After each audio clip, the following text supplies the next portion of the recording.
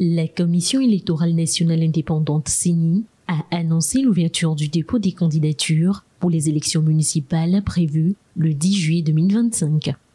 Du 20 au 29 mai, les partis politiques, regroupements et candidats indépendants sont invités à soumettre leur dossier auprès des commissions électorales locales indépendantes CELI. Les conditions d'éligibilité sont claires. Être togolais, âgé d'au moins 25 ans, jouir de ses droits civils et politiques, savoir lire et écrire en français, résider au Togo depuis au moins 6 mois et ne pas être frappé d'inéligibilité. Les dossiers doivent inclure une déclaration individuelle, un extrait de casier judiciaire, une attestation de résidence, une photo d'identité et le logo du parti.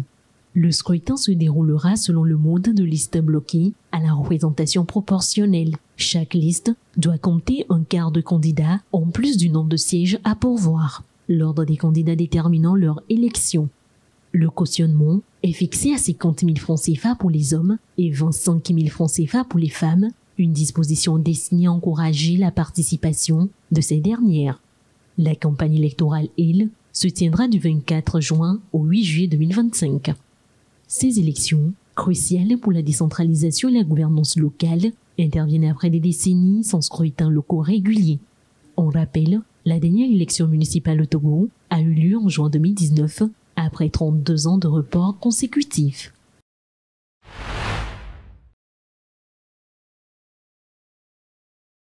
D'après un récent rapport annuel sur la dette publique publié par le ministère des Finances, la dette publique a atteint 4 217,73 milliards de francs CFA à la fin décembre 2024. Ceci représente 69,16% du PIB, se rapprochant ainsi du seuil de 70% fixé par l'UEMOA.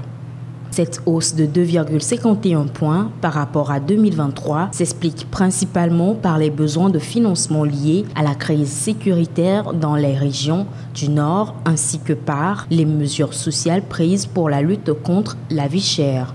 Entre 2020 et 2024, la dette totale a connu une augmentation passant de 2 555,45 milliards de francs CFA à 4 217,73 milliards de francs CFA. Cette progression est marquée par une hausse de la dette extérieure qui a progressé de 981,28 à 1787,17 milliards de francs CFA, soit une hausse de 82%. En comparaison, la dette intérieure a cru plus pour atteindre 2432,56 milliards de francs CFA en 2024 contre 1574,17 milliards en 2020. L'augmentation de la dette a en effet alourdi le service de la dette. En 2023, le Togo a versé 797,19 milliards de francs CFA, soit une hausse de 12,91% par rapport à 2022. Ce montant se répartit entre 399,17 milliards pour le remboursement du principal et 153,02 milliards pour les intérêts et commissions. Pour garantir la viabilité de la dette, les autorités comptent ramener le déficit budgétaire à 3% du PIB dès 2025. En parallèle, elles poursuivent leur mobilisation sur les marchés financiers avec 332 milliards de francs CFA prévus sur le marché régional de l'UEMOA cette année.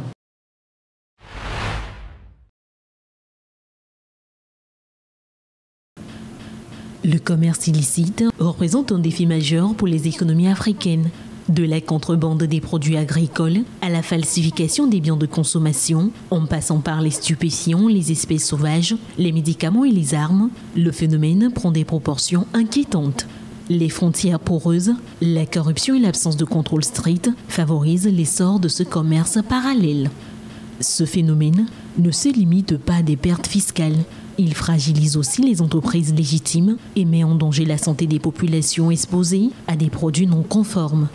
Chaque année, le continent perd environ 50 milliards de dollars à cause de ces flux financiers illégaux, privant ainsi les États de ressources cruciales pour leur développement. L'édition 2025 de l'Illicit Trade Index, publiée par l'Alliance transnationale pour la lutte contre le commerce illicite, révèle des disparités notables entre les pays africains dans la lutte contre le fléau. Sur 158 pays évalués, la Tunisie, Maurice et le Maroc se démarquent comme les plus performants du continent avec des scores respectifs de 59, 54,3 et 53 points sur 100. Ces résultats traduisent des efforts significatifs dans la gestion des douanes et du commerce frontalier, bien que des faiblesses subsistent dans les cadres réglementaires de la chaîne d'approvisionnement. Avec un score de 40,8 points, l'Afrique reste en deçà de la moyenne mondiale de 49,9, soulignant des défis structurels à surmonter. Le Togo, où la contrebande reste un défi majeur, peine à endiguer le phénomène malgré quelques efforts. Le pays occupe la 109e place mondiale derrière le Bénin et le Ghana. La lutte contre le commerce illicite demeure donc une priorité pour protéger les économies africaines et leurs citoyens. La liberté de la presse est marquée en 2025 par un recul notable dans les classements. 2025 est un peu plus difficile pour les médias du monde, surtout ceux indépendants. C'est ce qu'on peut lire à travers le nouveau classement 2025 de Reporters sans frontières sur la liberté de la presse dans le monde. Au Togo, la liberté de la presse a aussi reçu un coup dur. Le pays a perdu 8 places dans le nouveau classement. 213e en 2024, il est descendu à 121e cette année. Au Togo, la liberté de la presse recule de façon inquiétante selon Reporters sans frontières. Cependant, l'Observatoire togolais des médias, OTM, pense que la presse togolaise est plus libre en 2025 qu'en 2024. Dans son rapport sur la liberté de la presse, l'OTM estime que les rapports entre journalistes, institutions de régulation, pouvoir exécutif et partenaires techniques se sont globalement apaisés. En 2024, le rapport de l'OTM révèle une baisse notable des sanctions infligées aux médias. 3 sanctions disciplinaires pour 2 presses écrites et pour une émission radiophonique. En 2023, c'était une dizaine de médias sanctionnés par la Haute Autorité de l'Audiovisuel et de la Communication, HAC. L'OTM n'a pas manqué de révéler les entraves persistantes telles que les agressions physiques des journalistes, les arrestations et les menaces anonymes. Ces entraves prouvent que la sécurité du journaliste est toujours fragile. Le rapport de l'OTM court de mai 2023 à mai 2024.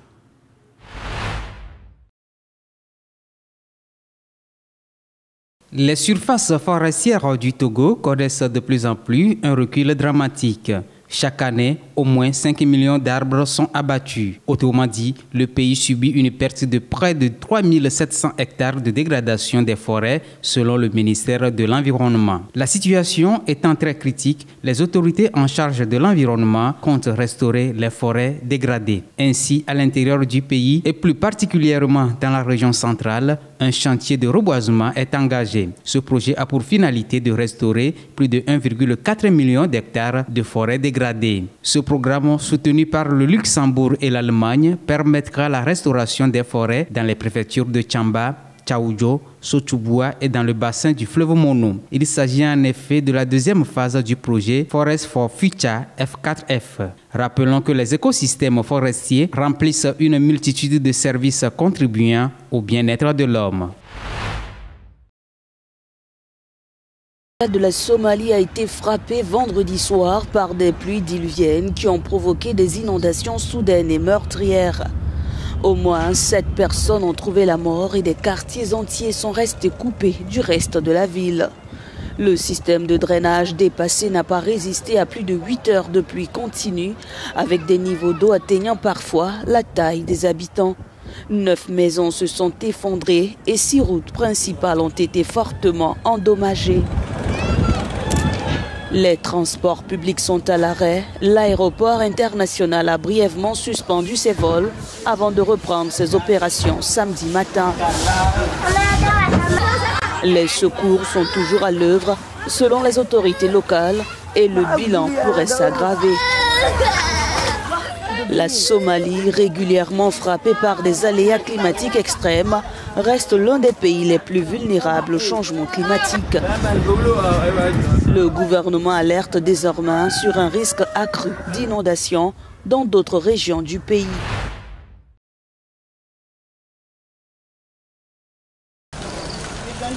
Dans l'est de l'Ouganda, le café fait vivre des milliers de familles.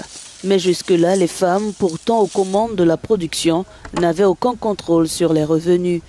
Cette réalité est en train de changer grâce à l'entreprise Bayaya, qui mise sur une stratégie simple, valoriser le café livré par les femmes. Beaucoup de choses ont changé. Quand je grandissais, ma mère ne participait pas aux activités liées au café. Aujourd'hui, les choses sont différentes. Grâce à la sensibilisation, les familles changent, les rôles évoluent.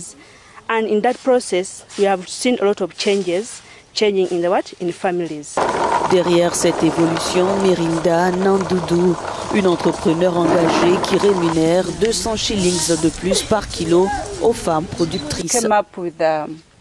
Nous avons eu l'idée de proposer un prix légèrement plus élevé pour le café d'une femme que pour celui d'un homme.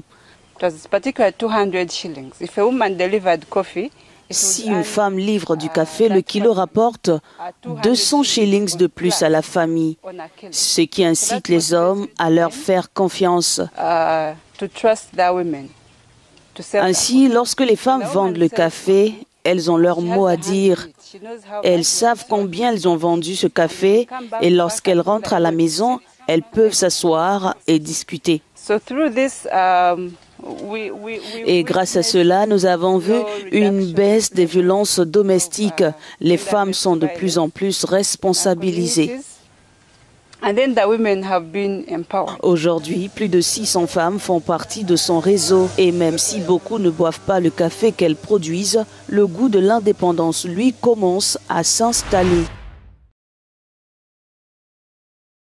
C'est devant une foule immense que le président russe lance le début des commémorations. Je vous félicite à l'occasion de la grande victoire. Hourra! Quelques 11 000 soldats, dont 1500 militaires ayant participé au front en Ukraine, ont défilé ce vendredi sur la place rouge à Moscou. Une démonstration de force terrestre, technologique, aérienne, mais surtout diplomatique. Une vingtaine de dirigeants étrangers, triés sur le volet, étaient présents. C'est le cas du Chinois Xi Jinping, le Brésilien Lula ou encore le président burkinabé Ibrahim Traoré, arrivé tout sourire face à son homologue russe, avec qui il entretient de très bonnes relations. Le président congolais, Denis Sassou Nguesso, est lui arrivé l'avant-veille et s'est entretenu avec son homologue russe. Vladimir Poutine a rappelé le rôle significatif de Brazzaville dans la guerre de 1945, une reconnaissance bien accueillie par le président congolais. Ces pays de l'Afrique centrale ont participé à l'effort de guerre contre les nazis. Cette évocation est la bienvenue, Monsieur le Président. Était aussi présent le président égyptien Al-Sisi, le Bissau-guinéen Umaro Sissoko Embalo ou encore le Zimbabwéen Emmerson Mnangagwa. Le déplacement de ces chefs d'État africains à Moscou, malgré le contexte de la guerre en Ukraine, semble acter la consolidation des liens entre la Russie et certains pays du continent. Ce n'est pas la première fois que des dirigeants africains y sont, mais c'est la première fois qu'ils y sont de façon symboliquement aussi avec un tel poids. C'est-à-dire qu'avant, c'était purement protocolaire. Ça passait presque inaperçu.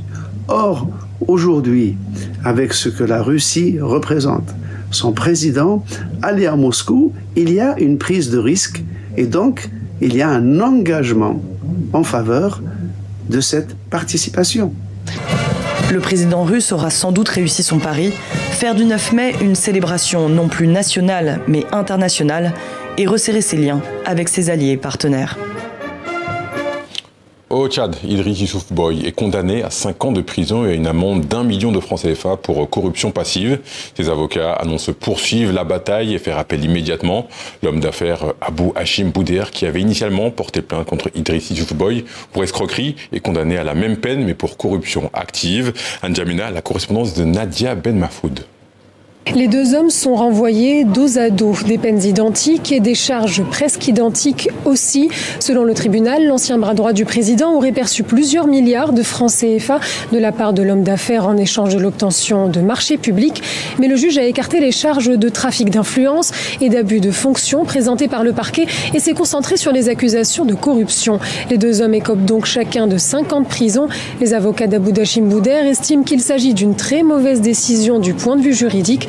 Le tribunal n'a pas tenu compte du corps du délit, explique-t-il, et Idriss Youssouf Boy aurait donc dû être condamné à rembourser directement au Trésor public les 11,8 milliards de francs CFA réclamés par Aboudachim Bouder.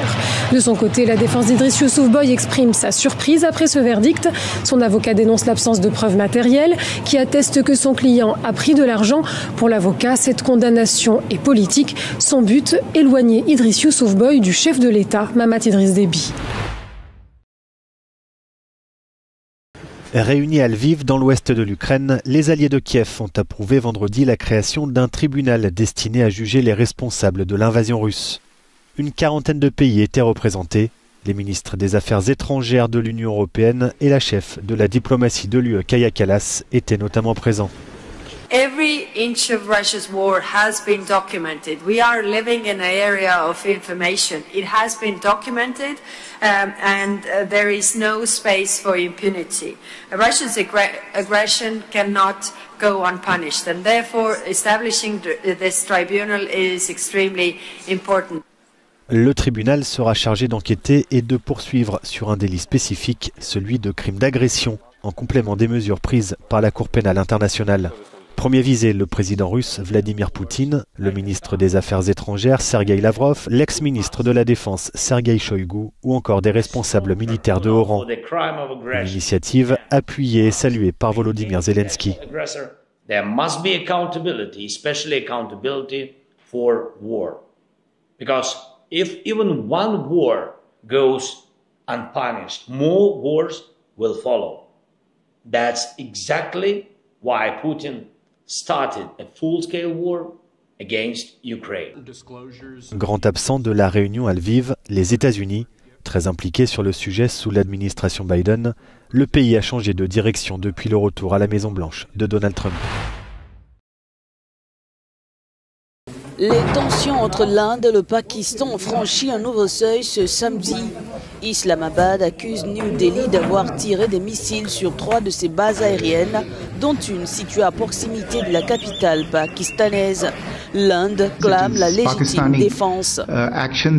Ce sont les actions pakistanaises qui ont constitué une provocation et une escalade. En réponse, l'Inde a défendu et réagi de manière responsable et mesurée à ces provocations et escalades du côté pakistanais.